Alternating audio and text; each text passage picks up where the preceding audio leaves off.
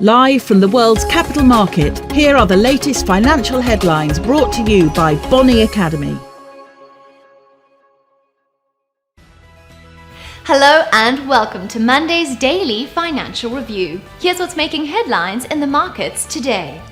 The People's Bank of China is set to announce reductions to both 1-year and 5-year loan prime rates, which affect borrowing costs for businesses and households, after making a surprise cut to its closely related medium-term financing rate last week. Turkey's central bank began rolling back a growing and costly scheme that protects lira deposits from FX depreciation, marking another move toward more orthodox policies following a shift toward interest rate hikes. Russia remained China's largest crude supplier in July.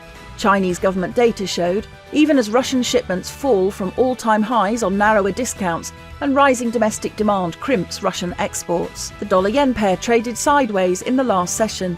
The MACD is giving a positive signal. The Bitcoin gained 0.3% against the dollar in the last session. The stochastic indicator is giving a negative signal. The gold-dollar pair saw a minor dip of 0.1% in the last session. According to the stochastic RSI, we are in an oversold market. The oil-dollar pair skyrocketed 1.4% in the last session.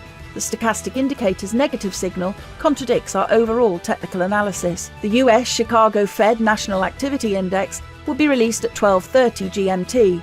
The US 3-month bill auction at 15:30 GMT.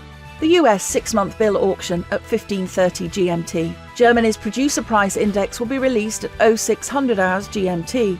Germany's German Buber monthly report at 1000 hours GMT. The Portuguese current account balance at 1000 hours GMT. We hope that you've enjoyed Monday's Financial Review. On behalf of all of us here, we wish you a profitable trading day. Tune in tomorrow morning for the latest news and events from the financial markets.